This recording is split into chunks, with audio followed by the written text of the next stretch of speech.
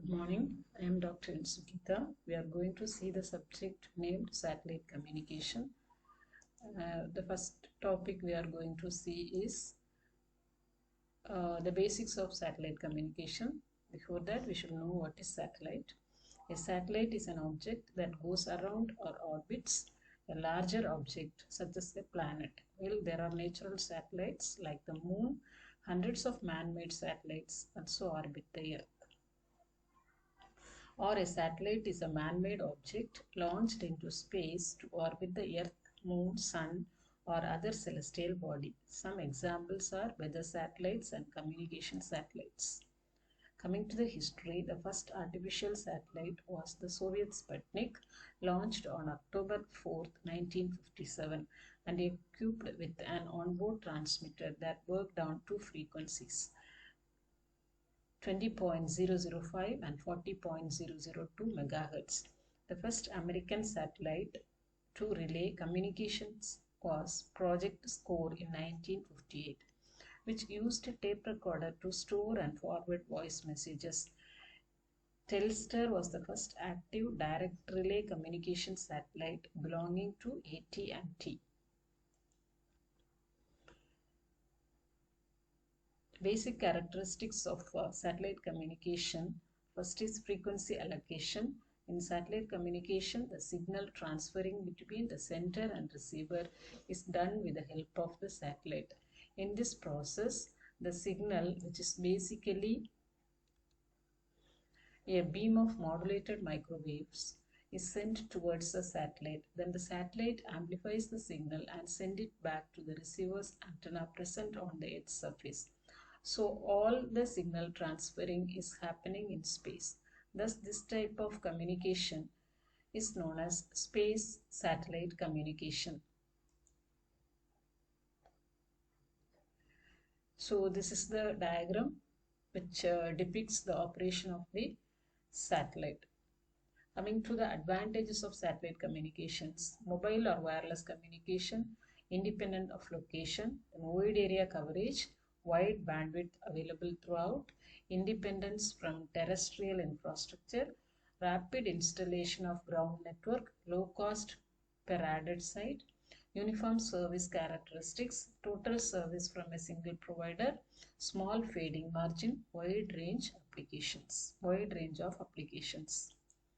Coming to the disadvantages: high cost for satellite, short lifetime maximum of 15 years, redundancy in component, noise and interference propagation delay. Coming to applications: fixed satellite services, broadcasting satellite services, direct broadcast satellites or direct to home, mobile satellite services, navigational satellite services, meteorological satellite services, broadband digital communications, and environmental monitoring.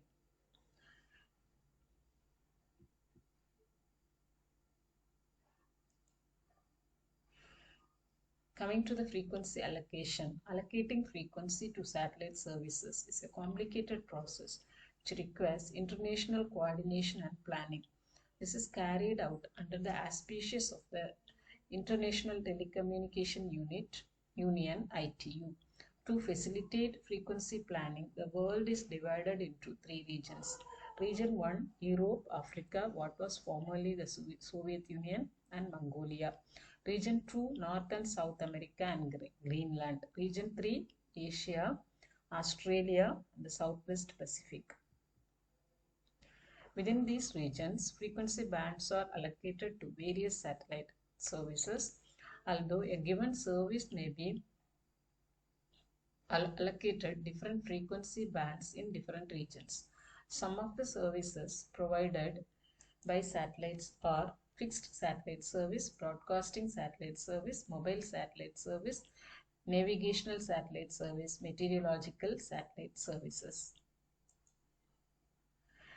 There are many subdivisions within these broad classifications. For example, the FSS provides links for existing telephone networks as well as for transmitting television signals to cable companies for distribution over cable systems. Broadcasting satellite services are intended mainly for direct broadcast to the home, sometimes referred to as the DBS service. Mobile satellite services would include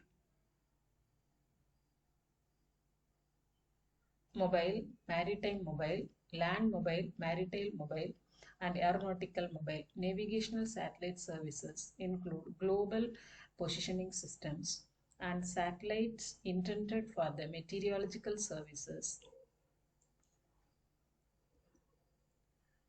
often provide a search and rescue service.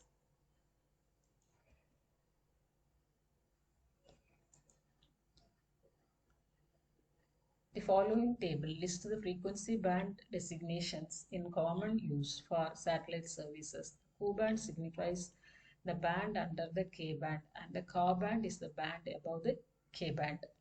Q band is the one used at present for DBS, and it is also used for certain FSS. The C band is used for FSS, and no DBS is allowed in this band.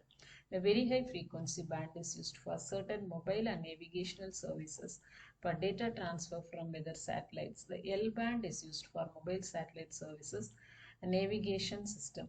For the FSS in the C band, the most widely used subrange is approximately 4 to 6 GHz.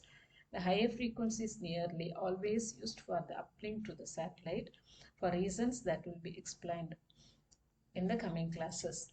And common practice is to denote the C band by 6 or 4 GHz, giving the uplink frequency first.